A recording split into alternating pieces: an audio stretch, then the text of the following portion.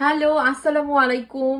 সবাইকে welcome, but so sorry for coming late.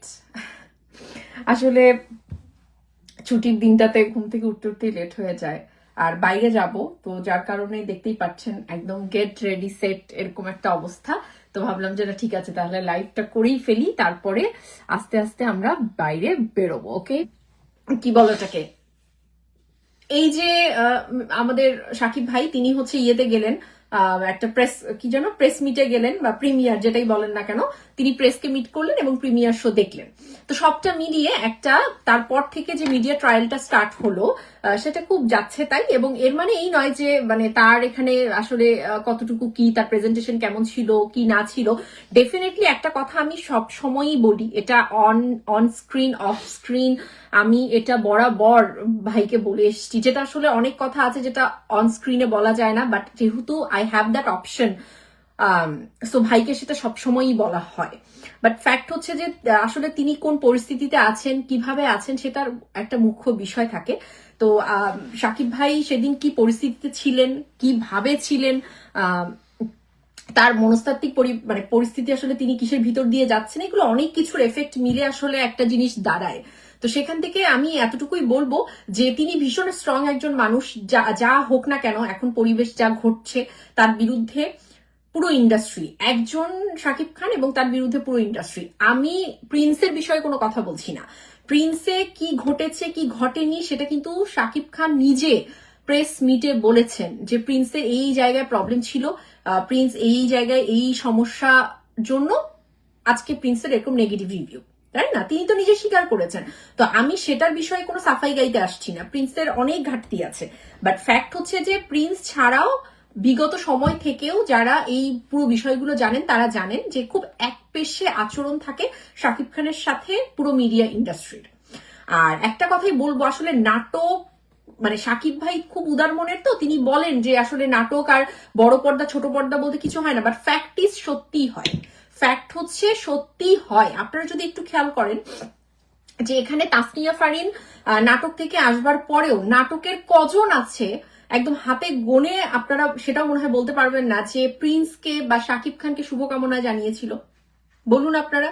বা এখনো আপনারা যে ইন্টারভিউ গুলো দেখেন, নাটক ছোট পর্দার যারা কলাকৌশলী আছে, যারা অ্যাক্ট্রেস আছে, অ্যাক্টর আছে, তারা কজন আছে প্রিন্সের নাম নিচ্ছে? খারাপ ভালো পরের বিষয়, নামটা নিচ্ছে কজন? হ্যাঁ, তো আসলে এই যে উদার মানসিকতা, আমরা আসলে বারবার বেলতলায় যাওয়ার পরেও যদি শুধুমাত্র উদারতা দেখাই, তাহলে সেই উদারতা আসলে আমার ক্ষতির কারণ হবে না তো কার ক্ষতির কারণ হবে? এটা তো আসলে এরকমই। তো একটা কথা বলবো, মনে করে যদি আপনারা দেখেন যে তাণ্ডবের সময় যে আপনারা খেয়াল করে দেখবেন, তাণ্ডবের সময় মানে আমি যে সময়টাতে একদমই মানে ডেডিকেটেডলি হ্যাঁ কাজ করেছি, ওই সময়টাতে আমি প্রথম অংশেই, তাণ্ডবের প্রথম অংশেই বলেছিলাম যে এই যে একজন চকলেট বয় খ্যাত নায়ক, তাকে মাথায় তুলছেন আপনারা, এই মাথায় তোলাটা বন্ধ করুন, এই মাথায় তোলাটা বন্ধ করুন, এটা আপনাদের জন্য ক্ষতির কারণ হবে। হয়েছে তো না? বুঝতে পারছেন তো যে মাথায় তোলার ব্যাপারটা কি দাঁড়িয়েছে আজকে? এরপর মানে অন স্ক্রিন অফ স্ক্রিন আমি এটা চরম বিরোধিতা করেছিলাম যে এই ট্রায়াল শো এর কোনো মানে হয় না, তাণ্ডবে এই দুটো মানুষকে অ্যাড করার কোনো মানে হয় না। এটা পুরোপুরি একটা ষড়যন্ত্রের অংশ, এবং এই ষড়যন্ত্রটা খুব বাজে রকম ষড়যন্ত্র হবে। আপনারা এখন বুঝতে পারবেন না, পরবর্তী ধাপ, তাদের পরবর্তী সিনেমা আসলে আপনারা এটার ফলটা স্পষ্টভাবে জানতে পারবেন। জেনেছেন? বুঝতে পারছেন এবারেই? সো ফ্যাক্ট হচ্ছে আসলে যখন কিছু বলি নিশ্চয়ই বুঝে শুনে চিন্তা করে বলি। তো ওই সময় না আপনারা সবাই বলবো না, কিছু অংশ আপনারা বুঝেন নাই ইচ্ছাকৃত, কারণ এখানে আসলে সাকিব ভক্তদের মাঝখানেও আসলে প্রচুর ডিরেক্টর ভক্ত আছে, প্রডিউসার ভক্ত আছে। তারা সরাসরি না ডিরেক্টরকে তাদের কোনো মানে থাকে না অপকর্ম দেখলেও বা তাদের কোনো বাজে ইন্টেনশন দেখলেও তারা ডিরেক্টরের বিরুদ্ধে মুখ খুলবে না, তারা প্রডিউসারের বিরুদ্ধে মুখ খুলবে না। তারাই জানে কি কারণ, আপনারাও জানেন কি কারণে মুখ খোলে না। বাট এরা হচ্ছে গিয়ে, আমি মনে করি যে এক তো সাকিব ভাই নিজেই নিজের অনেক ক্ষতির কারণ হয়ে দাঁড়ায়, আর এরা হচ্ছে আরেক পক্ষ যারা এই ক্ষতির কারণ হয়ে দাঁড়ায়। তো যখন আপনারা সাকিব ভক্ত, তখন আসলে আমি মনে করি যে আপাদমস্তক সাকিব খানের স্বার্থটাই আপনাদের মূল হওয়া উচিত। তো আমি কোনো অ্যাডভাইস দিচ্ছি না, অ্যাডভাইসের দিন শেষ, জাস্ট ফ্যাক্ট গুলো বলছি এই আর কি। খেয়াল করে দেখবে কি যে আসলে সাপে বর একটা কথা আছে না, সাপে বর। তো এবারের ক্ষেত্রে শাকিব খানের ক্ষেত্রে ঠিক সেটাই হয়েছে, তার শত্রুপক্ষে সাপে বর হয়ে গেছে। এক হচ্ছে তিনি এমন একটা মানে কি বলবো মানে এমন একটা সিনেমা টিম, এবারে প্রিন্সের টিমের একটা পাল্লায় পড়ে গেল। হ্যাঁ, এবং সেটা তো পড়লো, তারপর আবার এই যে মিডিয়া ট্রায়ালের মধ্যে পড়লো, তার নিজস্ব কিছু মানে কথাবার্তা, তার নিজস্ব কিছু প্রেজেন্টেশন দিয়ে সবটা মিলিয়ে সাপে বর হয়ে গেছে শত্রুপক্ষের। আচ্ছা, ফ্যাক্ট হচ্ছে গিয়ে কি যে ব্যাপারটা হচ্ছে যে এইবারই খেয়াল করে দেখুন যে তিনি যখন আসলে তুফানের মতো সিনেমা দেয়, তিনি যখন বরবাদের মতো সিনেমা দেয়, প্রিয়তমার মতো সিনেমা দেয়, তখন কি সিঙ্গেল স্ক্রিন এত এত যে ব্যবসা করে। হ্যাঁ, একটা সিনেমা মানে সামান্য একটা টাকায় নিয়ে কোটি কোটি টাকা যখন তারা লাভ্যাংশ পায়, তখন কি তারা প্রেস মিট করে এসে সেই শাকিব খান বলুন বা সেই প্রডিউসার বলুন, সেই ডিরেক্টর বলুন, তাদেরকে ধন্যবাদ দেয়? দেয়?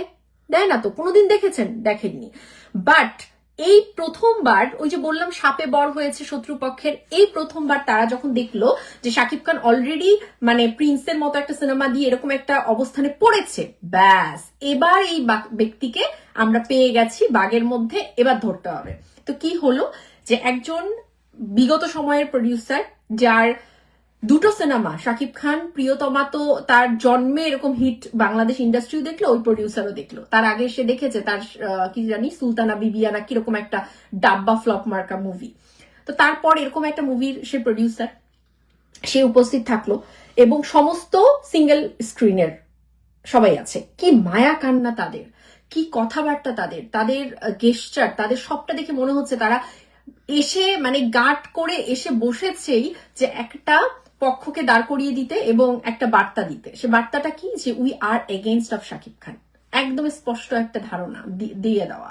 এবং সেখানে আরো উপস্থিত থাকলো একজন নারী প্রযোজক, যার হাতে খড়ি শাকিব খানকে ঘিরে, যার ঝুলিতে যে ব্লকবাস্টার হিট মুভি সেটা শাকিব খানেরই মুভি, এবং তিনি তার বর্তমান নায়ককে নিয়ে আসলেন।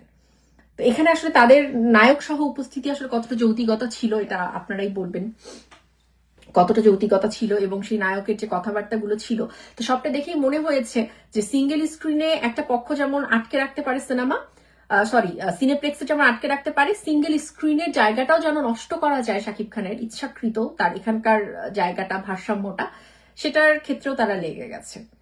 তো আসলে একটা কথা বলবো যে দেখুন, শাকিব খান তো জীবনে যতগুলো মুভি করেছে, যা কিছু অর্জন করেছে, উনি যদি এক বাক্যে বলেন স্পষ্টভাবে, বা উনি যদি একটা গ্যাপ দিয়ে দেন যে আমি সিনেমা করব না, কি হবে?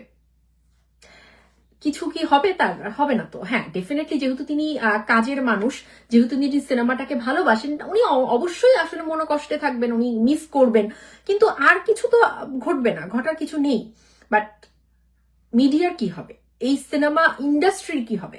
তো আমরা কি আসলেই সিনেমা ইন্ডাস্ট্রির ভালো চাই? এখনকার নায়করা যারা কাজ করছেন, রাইজিং অ্যাক্টর, তো যারা রাইজিং প্রডিউসার বা যারা প্রযোজনা সংস্থাগুলো আছেন, তারা সত্যিকার অর্থে কি সিনেমার ভালো চান? একটু বুকে হাত দিয়ে বলুন এই কথাটা। যদি চান তাহলে একজন মানে স্টারকে, দেশের এত বড় একজন তারকাকে এরকম বাজেভাবে মিডিয়া ট্রায়ালে কিন্তু আপনারা ফেলতেন না, এভাবে একপেশে করার চিন্তাটাও করতেন না।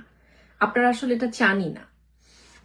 তো ধাক্কাটা সালমান শাহ যাওয়ার পর যেরকম ভাবে খেয়েছিলেন, এবারে ধাক্কাটা এর চেয়েও এমন ভাবে হবে যেটা কিন্তু আপনারা নিতেও পারবেন না। তো আসলে আপনারা না একজনকে কাজ করতে দেবেন, না আপনারাও নিজে ভাবে করবেন। এই আপনাদের একমাত্র লোভ এবং স্বার্থের জন্য বাংলা সিনেমা ইন্ডাস্ট্রিটা ঠিকমতো এগোতে পারে না। এগোতে গেলে আপনারাই পিছে টান ধরে ধরেন যে আমি খেতে পারবো না, তোকেও খেতে দিব না, এরকম। আমি হচ্ছে গিয়ে কেন কি গেছি, কেন আসলে কি করেছি, এটা আপনারা সবাই জানেন। যারা জানেন না একই প্রশ্ন করেন, আপু আপনি কেন কথা বলেন না। আসলে প্রথমত উগ্রতার সাথে ফারজানা কখনো থাকে না। উগ্র এবং বেয়াদবি আমি কখনোই পছন্দ করি না, ঠিক আছে? যারা কান কথা শুনে একটা মানুষ সম্পর্কে না জেনে না শুনে একটা মন্তব্য করে ফেলে, এই ধরনের মানুষ আমি না আমার পার্সোনাল লাইফে পছন্দ করি, আর না আমি আমার কোনো ভার্চুয়াল লাইফেও পছন্দ করি। তো যার কারণে আসলে শাকিব খানকে নিয়ে রেগুলার কন্টেন্টের জায়গাটাতে যারা মানে কি বলে এটাকে, ভালো সময়ের যারা, তারাই করুক, তাদের জন্য এটা থাকুক। বাট উনি আসলে আমার ভাই, হ্যাঁ, শাকিব ভাই, তো ওনার সাথে আমাদের সম্পর্কটা একদমই আলাদা। তো যার কারণে ওনার এই সময়টাতে এসে কিন্তু ফারজানা চুপ থাকেনি, এবং এতটুকু আমি আপনাদেরকে বলতে পারি যে আগামীতেও ফারজানা চুপ থাকবে না। আমি যখন জানবো, যখন বুঝতে পারবো যে আবারও এরকম কিছু হচ্ছে, আমি এখন যেরকম মুখ খুলেছি অতীতের মতো, আমি বরাবরই কিন্তু সরব থাকবো।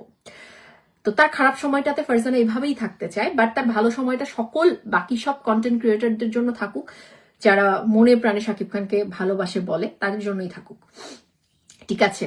আমি জাস্ট এসে তাদের ওই অসম, তাদের ইচ্ছাকৃত নোংরা প্রতিযোগিতায় আমি অন্তত আর পড়তে চাই না। That's it. এটা হচ্ছে আমার কথা, বক্তব্য আর কি। আসলে এটাতে শাকিব খানই বা কি করবে? দেখুন, বিশ্বাস না করলে আপনি কারোর সাথে তো কাজ করতে পারবেন না, বিশ্বাসটা তো রাখতে হবে। এখন বিশ্বাস করতে গেলে চোখ কান খোলা রাখতে হবে। সেখানে ভাই অনেক সময় দেখা যায় যে এই ভুলগুলো করে, ওই খুব ভালো মানসিকতা দেখাতে গিয়ে। আসলে ফ্যাক্ট হচ্ছে আমি এটা আমার মোটিভেশনাল ভিডিওগুলোতে বরাবরই বলি যে আপনি ভালো মানুষটা কার সাথে দেখাচ্ছেন সেটা বুঝে শুনে দেখান। আপনি আপনার এক জীবন যে ভালো মানুষই দেখাবেন, এটা যদি আপনি ভুল মানুষের কাছে গিয়ে দেখান তাহলে ফলাফল শূন্য। একটা মানুষ হিসেবে এতটুকু চোখ কান খোলা রেখে আমাদের সিদ্ধান্ত নেওয়া উচিত। এত আসলে ভালো মানুষই হওয়ার কোনো মানে নাই, নিজেকে বাস দেওয়ার মতো মানুষ ভালো মানুষ আর কি। বাট তার আশেপাশের মানুষগুলো সম্পর্কে আপনারা যেরকম সরব হয়েছেন, আমি আশা করবো আপনারা এরকম সরবই থাকবেন, কারণ তার আশেপাশের মানুষগুলো হচ্ছে এই যে আজকে তার এই অবস্থা, এটার জন্য তার আশেপাশের কিছু মানে চামচা কেন্দ্রিক যে মানুষগুলো আছে এরা সম্পূর্ণভাবে দায়ী, এটা মনে রাখুন। তার আজকের এই প্রেজেন্টেশনের পিছনে তার যে অবস্থা, এই প্রেস মিটে তার যে প্রেজেন্টেশন ছিল, তার কথাবার্তা যা ছিল, তার পেছনের যে জায়গাটা, বলছি না ক্লিয়ারলি, বুঝতে পারছেন নিশ্চয়ই সাকিব ভক্তরা, সেই জায়গাটার পিছনে তার এই চামচা চামুন্ডা যারা ছিল তারা সম্পূর্ণভাবে দায়ী। তো আওয়াজ তুলুন তাদের বিরুদ্ধে, কথা বলুন তাদের বিরুদ্ধে, ঠিক আছে? একদমই তাই, একদমই তাই। ব্যাপারটা হচ্ছে যে আমি এই যে যেমন প্রিন্সের যে প্রযোজক, আমি শিরিন আপাকে একটা কথা বলবো যে আপা দেখেন, আপনি এখন দেখুন, আমি জানি তো অনেক কিছু, তবুও আপনার সম্মানার্থে অনেক কিছুই বলছি না, যা হওয়ার হয়ে গেছে। বাট একটা কথা বলবো যে এত মানে যদি আপনার মানে you are not solvent enough to make a film, শুধুমাত্র মানে একজনের সাথে প্রতিযোগিতায় নেমে এরকম মানে লেজে গোবরে হওয়ার কিন্তু কোনো কারণ নেই। আর আপনি নিজে লেজে গোবরে হতে গিয়ে আপনি একজন মেগাস্টারের সাথে যে অন্যায়, যে ক্রাইমটা করলেন না, এটা একদমই অনুচিত একটা কাজ করেছেন। শুধুমাত্র মনে রাখবেন যেটা বাংলাদেশ এবং এটা শাকিব খান জন্য আপনি এরকম ভাবে কিন্তু যে করে ফেললেন, একটা তামঝাম একটা হয়ে গেল, একটা কিছু একটা এরকম দায় সারা হয়ে গেল। এটা যদি আজকে কলকাতার মিডিয়া হতো না, আপনি বুঝতেন যে অবস্থাটা কি হয়। এরকম ভাবে কলকাতার মিডিয়াতে আপনি কখনো কাজ করতে পারবেন না। আর ঠিক আছে, তো এতটুকুই বললাম, আর বেশি কিছু বলছি না। একদিন শেষে না প্রচুর পরিচালকরা কিন্তু আপনি ধরেন শাকিব খান, এই যে আজকে এরকম একটা প্রিন্স এরকম একটা হলো, তো আবু হায়াত মাহমুদের সাথে যদি উনি কাজ না করে, ওনার কি পরিচালকের অভাব হবে? ওনার তো হবে না। যারা সুপ্রিম অ্যাক্টর, একটা কথা মনে রাখবেন, শাহরুখ খান বলুন, আমির খান বলুন, সালমান খান বলুন, মানে এই যে শাকিব খান বলুন আমাদের দেশের, তো এনারা না এনারা সুপ্রিম অ্যাক্টর। এনারা চাইলে ডিরেক্টর তৈরি করতে পারে। আপনি আনারই একটা ডিরেক্টর দেন, আপনি যদি ঠিকঠাক মতো বাজেট, গল্পটা যদি ঠিকঠাক থাকে না, এনারা নিজেরা লিড দেয় কিন্তু, যেটা মেহেদী হাসান হৃদয় খুব ভালো জানেন, যেটা হিমেল আশরাফ ভালো জানেন, যেটা রায়হান রাফি ভালো জানেন, এভরিওয়ান দে নো। তো ব্যাপারটা হচ্ছে যে পরিচালক গুণে মানে হচ্ছে একজন নায়ক তৈরি হয় এরকম না। একজন নায়কের সেই গড গিফটেড ব্যাপার যদি থাকে, পরিচালক যদি মেধা সম্পন্ন হয়, ব্যাস একটা ধামাকাদার কিছু হয়। বাট প্রযোজক কিন্তু এই যে দেখুন, প্রযোজককে কয়জন চেনে নাম ধরে? শাকিব খানের সাথে মুভি করলে একমাত্র প্রযোজক হাইলাইট হয় এবং চেনে। আর ওই পরিচালকের অবস্থা দেখুন, কে কয়জন মনে রাখে তখন? তাকে মনে রাখতে পারেন না। তো পরিচালকরা যদি ভালোভাবে কাজ করে শাকিব খানের সাথে, তাদের জন্যই ভালো। আর যদি মনে করে যে আমি সাপে বড় হয়ে গেল, খুব একটা কিছু হয়ে গেলাম, খুব হ্যাডমওয়ালা হয়ে গেলাম, এখন আমি শাকিব খানের উপর রুল করব, তাহলে কিন্তু শেষ, ওই পর্যন্ত পরিচালকের অবস্থান শেষ হয়ে যায়। এটা আমরা মানে দেখলাম তো, শাকিব খানের ক্ষেত্রেই দেখলাম। এটা ঠিক। এই যে নাটকে যেটা বললাম, বনলতা এক্সপ্রেস বলুন বা যারা নাটকের যারা মানে অন্যান্য জায়গায় কাজ করছে, তারা প্রত্যেকে কত সাপোর্ট করে। ছোট পর্দার একটা ইউনিটি আছে, বিশ্বাস করেন। বাট ছোট পর্দার আবার যখন বড় পর্দায় এসে কাজ করে শাকিব খানের সাথে স্পেশালি, ওই ইউনিটি আবার ছোট পর্দার থাকে না। মানে প্রবলেমটা একমাত্র এই মানুষটাকে নিয়ে সবার। কি অবস্থা! কেন যে আমি আবারও বলবো না, এই দেশে কেন জন্মগ্রহণ করেছে আল্লাহ জানে। কিন্তু ফ্যাক্ট হচ্ছে কি, এইরকম সিনেমা মানে এখনো ফ্লপের তালিকায় যায় নাই, বাট এরকম সিনেমা যদি আর কেউ করতো না, এটা ঈদের দ্বিতীয় দিনই ফ্লপ ডাব্বা ডাউন খেত। বাট আমাদের শাকিব খান তিনি অত্যন্ত বিনয়ের সুরেই বলেছেন যে দেশের এই মানুষের এই ভালোবাসা, এরকম নেগেটিভ রিভিউ থাকা সত্ত্বেও মানুষ আজও প্রিন্স দেখতে যাচ্ছে হলে। So that is called stardom. Okay, তো আমার কথা হচ্ছে যে একটা নায়ক যে তার 26 বছরের ক্যারিয়ার গড়লো, হ্যাঁ, যে মানুষের ভালোবাসা সিক্ত হয়ে আজকে কেউ তাকে মেগাস্টার ডাকছে, কেউ তাকে বাংলাদেশের সবচেয়ে বড় তারকা বলছে, ভালোবাসার যে নামগুলো হয় সেটা দিচ্ছে, সেই মানুষটাকে অসম্মান করে কিন্তু আসলে কেউ এগোতে পারে না, জানেন? কাউকে অসম্মান করে কেউ এগোতে পারে না। তিনি কিন্তু কাউকে অসম্মান করেন না, বা তাকে ঘিরেই যে অসম্মানিত করা হয় তাকে বিভিন্ন ভাবে, মিডিয়া ট্রায়াল হোক, বিভিন্ন মানে কর্মকাণ্ড দিয়ে হোক, এগুলো খুবই বাজে। এই কাদা ছোড়াছুড়ি গুলো বন্ধ হোক। তো আমরা সব সিনেমার পক্ষে, বরাবরই যা বলেছি আপনারা, সেটা আজ হোক কাল হোক সেটার ফলাফল পেয়েছেন। হ্যাঁ, আমি যখন তাণ্ডব বয়কটের ঘোষণা দিয়েছিলাম, সেটা কেন দিয়েছিলাম আপনারা তাণ্ডবের মানে চলাকালীন সময় আপনারা বুঝে গেছেন। বাট হ্যাঁ, তখন ওই সময় আলহামদুলিল্লাহ মানে মোস্ট অফ দা সাকিবিয়ান, সাকিব ভক্তরা আমার পাশে ছিল, তারা আমাকে বিশ্বাস রেখে আমার পাশে ছিল, এবং এখনো আমাকে তারা প্রচন্ড ভালোবাসে। আমি রিয়েলি কৃতজ্ঞ তাদের কাছে, কারণ আসলে আমি আমার খুব অল্প সময় 3টে বছরে হয়তো আসলে সে জায়গাটা তৈরি করেছি এখন পর্যন্ত, যার কারণে তারা আমাকে ভালোবাসে। অনেকেই বলছিলেন কি এ সার্টিফিকেশন হ্যান ত্যান, বাংলা সিনেমা এগিয়ে যাক, বাংলা সিনেমা সবাই দেখুক, যার যেটা দেখার ইচ্ছা সে সিনেমা দেখুন, we all are free to watch any kind of movie যেটা আমাদের পছন্দের, তবে কাউকে অপমান করে না। যে যার জায়গায় আছে সে জায়গা থেকে কেউ চাইলে টেনে নামাতে পারবেন না, সো অযথা অপমান করে নিজেদেরকে অপমানিত করবেন না, এতটুকুই অনুরোধ। দেখুন, ভালো সময় তো সবার জন্যই রেখে দিলাম, ভালো সময় যারা যত কন্টেন্ট ক্রিয়েটার আছে শাকিব খানের কথা বলুক না, আপনারা তাদেরকে সাপোর্ট করুন, তাদের কথা শুনুন। আর যখন যে সময় আমি অনেক কিছু জানবো, আমি আমার মতো করে সরব হব।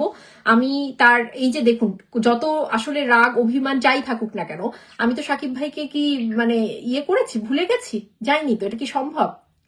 রোজকার দিনের যে মানুষটা আমার ভাই, তো তাকে তো ভুলে যাওয়া সম্ভব না, তার উপর রাগ করে থাকাও সম্ভব না। তো সাকিব ভাইয়ের উপর আমার কোনো রাগ অভিমানের কোনো জায়গাই নাই। হ্যাঁ, ছিল অভিমান ডেফিনেটলি, বাট ভাই তো তো ভাই সব ঠিক করে দেয়। তো যার কারণে হচ্ছে যে এরকম কোনো ব্যাপার নেই, ভাইয়ের পাশে আমি সব সময়ই আছি। বাট